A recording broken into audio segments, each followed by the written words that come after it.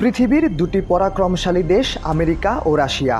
দেশ দুটিকে কেন্দ্র করে বিশ্ব ভূরাজনীতিতে যে পটভূমি তৈরি হয় তাকে বলা হয় বাইপোলার পলিটিক্স। শক্তিমত্তা ও বুদ্ধিমত্তায় সবসময়ই আমেরিকা ও রাশিয়া একে অপরকে টেক্কা দিয়ে চলতে চায়। যেখানে গিয়ে হাজির হয় আমেরিকা, সেখানে গিয়ে ওঠে রাশিয়া।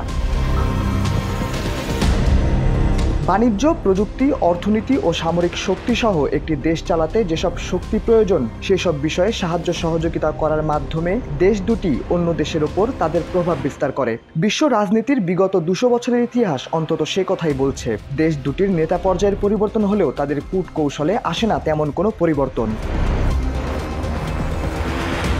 ভৌগোলিকভাবে ইউক্রেনের অবস্থান এমন একটি জায়গায় যার সাথে সীমানার সংযোগ রয়েছে রোমানিয়ার ও তুরস্কের। তুরস্কের সঙ্গে আবার সরাসরি ভৌগোলিক সীমারেখা রয়েছে ইরাক, ইরান, সিরিয়া, লিবিয়া ও সৌদি আরবের। সুতরাং মধ্যপ্রাচ্যে প্রভাব বিস্তার করতে হলে রাশিয়ার জন্য এই পথটি হতে পারে খুবই অল্প সময়ের মধ্যে মধ্যপ্রাচ্যে পৌঁছানোর কৌশল। তবে সে সিদ্ধান্ত নেবে বিশ্ব রাজনীতি। বিগত 3 বছর ধরে ইউক্রেনে প্রভাব বিস্তার করে চলেছে রাশিয়া, আর তাদের এই প্রচেষ্টাকে ব্যর্থ করে দিয়ে ইউক্রেনে যুদ্ধের সরঞ্জাম দিয়ে সহযোগিতা করে চলেছে আমেরিকা। তবে এখন সেই স্ট্র্যাটেজিতে আসছে কিছুটা পরিবর্তন। সাবেক মার্কিন প্রেসিডেন্ট জো বাইডেনের পর ক্ষমতায় এসে বেশ কিছু গুরুত্বপূর্ণ সিদ্ধান্ত নেন নবনির্বাচিত প্রেসিডেন্ট ডোনাল্ড ট্রাম্প। এবার তিনি সিদ্ধান্ত নিয়েছেন ইউক্রেনকে রাশিয়ার মোকাবেলায় আর কোনো সাহায্য সহযোগিতা করা হবে না।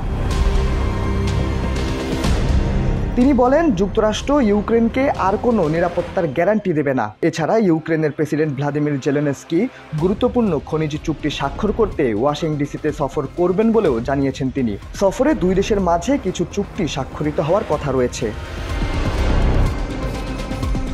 বিশ্ব গণমাধ্যমগুলোর খবর অনুসারে রাশিয়া আর ইউক্রেনের মধ্যকার চলমান যুদ্ধের সময় আমেরিকা ইউক্রেনকে যেসব সহযোগিতা করেছে তার বিনিময়ে ইউক্রেনের গুরুত্বপূর্ণ খনিজ সম্পদের ভেতর প্রবেশাধিকার চায় যুক্তরাষ্ট্র। এই প্রবেশাধিকার পেলে আমেরিকা ইউক্রেনের খনিজ সম্পদের ভাণ্ডারগুলো ব্যবহার করার সুযোগ পাবে, আর এর ফলে ইউক্রেন থেকে অনায়াসে কমতে থাকবে রাশিয়ার প্রভাব।